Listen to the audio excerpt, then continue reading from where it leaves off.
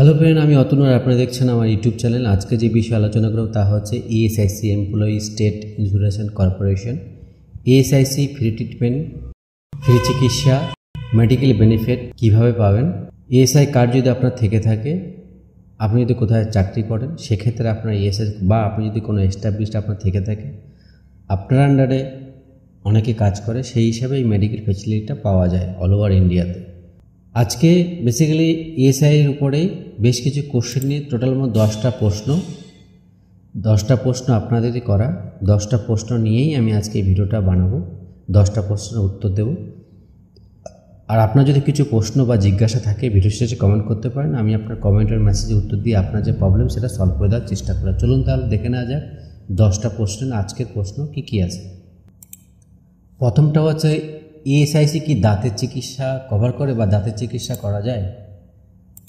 দ্বিতীয় প্রশ্ন হচ্ছে, চাকরি ছাড়ার পর কি ইএসআই চালু রাখা যায়? তারপরের প্রশ্ন হচ্ছে, ইএসআইসি ছুটির বেতন কত দিনের? তারপর হচ্ছে, ইএসআইসি কি আমার স্ত্রীর গর্ভাবস্থা কভার করে, মানে আপনি কি ম্যাটারনিটি বেনিফিট পাবেন? তারপরের প্রশ্ন হচ্ছে, ইএসআইসি কি ল্যাসিক সার্জারি কভার করে? তারপরের প্রশ্ন হচ্ছে, ইএসআইসি মাতৃত্বকালীন ছুটির বেতন পাওয়া যায়? ম্যাটারনিটি বেনিফিট যদি লিভ নিয়ে থাকলে আপনি কি টাকা পাবেন? তারপরে প্রশ্ন, ইএসআইসি অনলাইনে ডিসপেন্সারি পরিবর্তন কি করে করবেন? ইএসআইসি কার্ড কিভাবে পাবো? তারপরে বেকার ব্যক্তিদের জন্য কিছু কি ব্যবস্থা আছে? প্রথম প্রশ্নের উত্তরটা যা হচ্ছে, ইএসআইসি দাঁতের চিকিৎসা কভার করে। ইএসআইসি কার্ডধারীরা সমস্ত দাঁতের চিকিৎসা নগদহীন বা ফেরত পেতে পারেন। ইএসআইসি কর্মরত কর্মচারীরা বা পেনশনভোগী বা তাদের নির্ভরশীলরা স্মাইল ডেন্টালের নগদহীন বা ফেরত দেওয়া চিকিৎসা গ্রহণ করেছেন, তাদের ডাক্তারের প্রেসক্রিপশন সহকারে যে কোনো ইএসআই ডিসপেন্সারি থেকে রেফারেল পেতে পারেন। আপনি দাঁতের চিকিৎসা ইএসআই থেকে পাবেন ফ্রি অফ কস্টে। ওকে, এরপর হচ্ছে, চাকরি ছাড়ার পর কি ইএসআইসি চালু রাখা যায়? যদি কর্মচারী আবেদনের মেয়াদ ন্যূনতম 78 দিনের জন্য আবেদন রাখেন, এপ্রিল মাস থেকে অক্টোবর পর্যন্ত পদত্যাগের সময়, তার সুবিধাগুলো সংশ্লিষ্ট সুবিধার সময়কালের শুরু থেকে 9 মাসের জন্য উপলব্ধ থাকবে, আগামী এপ্রিল থেকে সেপ্টেম্বর পর্যন্ত অথবা অক্টোবর থেকে মার্চ। বোঝা গেল?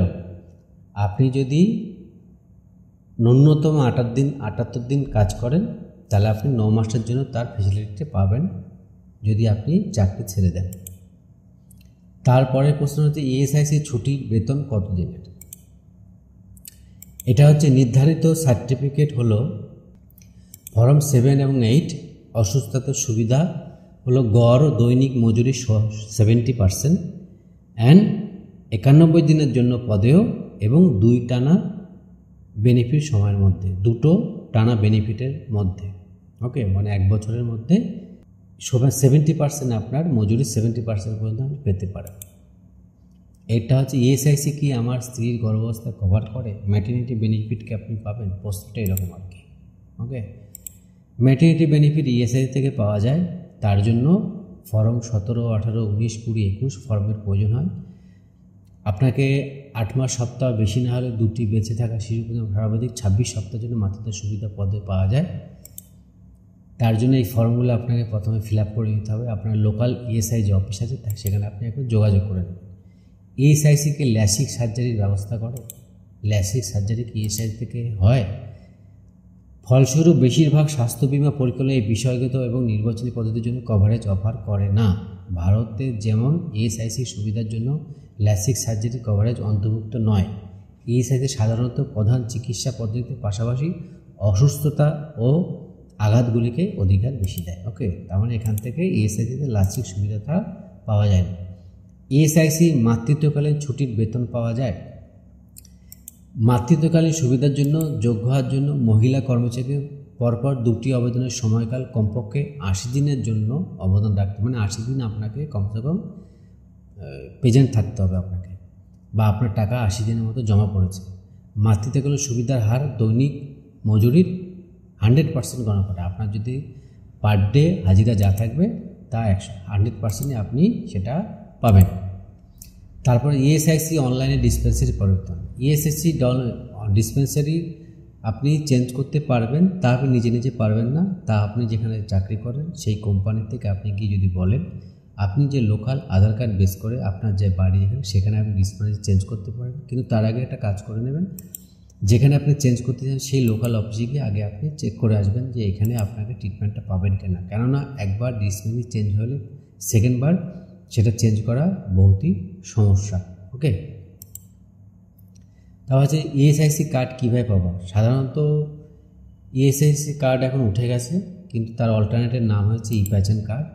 ই-পেনশন কার্ড আপনি আপনার মোবাইল অ্যাপ একটা অ্যাপ্লিকেশন আছে টিপিএল প্লাস, এছাড়া কোম্পানি থেকে যদি আপনি বলেন আপনার ই-পেনশন কার্ডটি প্রিন্ট আউট করে দেবে, তা আপনার থেকে এই ই-পেনশন কার্ডটি আপনি ইএসআই অফিসে গেলে আপনাকে আপডেট করিয়ে দিতে হবে।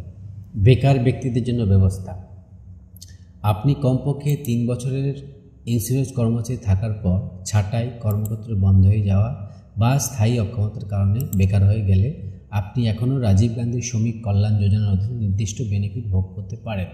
এই বেনিফিটগুলোর মধ্যে আছে মেডিকেল সার্ভিস, 1 বছর পর্যন্ত আপনার বেতনের 50% মূল্যের একটি বেকার ভাতা, বেকার বেনিফিশিয়ারি অটল বিমিত ব্যক্তি কল্যাণ যোজনার অধীনে নগদ ক্ষতিপূরণ ক্লেম করতে পারেন। পলিসিধারীরা ইএসআই আইনের ধারায় 2/9 এর অধীনে 3 মাসের জন্য তাদের মাসিক মজুরির 25% পাবেন। ইএসআই স্কিমের উপরোক্ত বেনিফিটগুলো ছাড়াও ব্যক্তিরা ইএসআই হাসপাতালে ডিসপেন্সারি ছাড়া অন্য কোনো জায়গায় ভর্তি থাকলে 5,000 টাকা পর্যন্ত ক্ষতিপূরণ পেতে পারেন। যাই হোক, এই ধরনের দাবি শুধুমাত্র 2 বার পর্যন্তই আপনি পেতে পারেন। ওকে, তাহলে বোঝা গেল, আপনি যদি কাজ ছেড়ে দেওয়ার পরে এই ফেসিলিটি আপনি ইএসআই থেকে পেতে পারেন।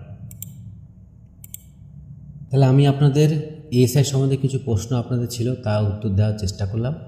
আর আপনার যদি কোনো কিছু জানার থাকে এই ভিডিওর সাথে কমেন্ট করুন, আমি আপনার কমেন্টের মেসেজে উত্তর দিয়ে আপনার যে প্রবলেম সেটা সলভ করে দেওয়ার চেষ্টা করব। আমি প্রতিদিন education computer, PAPSI, West Bengal tender, West Bengal গভর্নমেন্টের বিভিন্ন প্রকল্প ও যোজনা সম্বন্ধে ভিডিও আপলোড করে থাকি নিজ মাতৃভাষা বাংলাতে। আপনি যদি আমার চ্যানেল নতুন হয় চ্যানেলটি সাবস্ক্রাইব করে রাখুন, সাথে চ্যানেলের বেল আইকনটি বাজিয়ে রাখুন নতুন ভিডিও নোটিফিকেশন পাওয়ার জন্য। ভিডিওটি দেখার জন্য অসংখ্য ধন্যবাদ।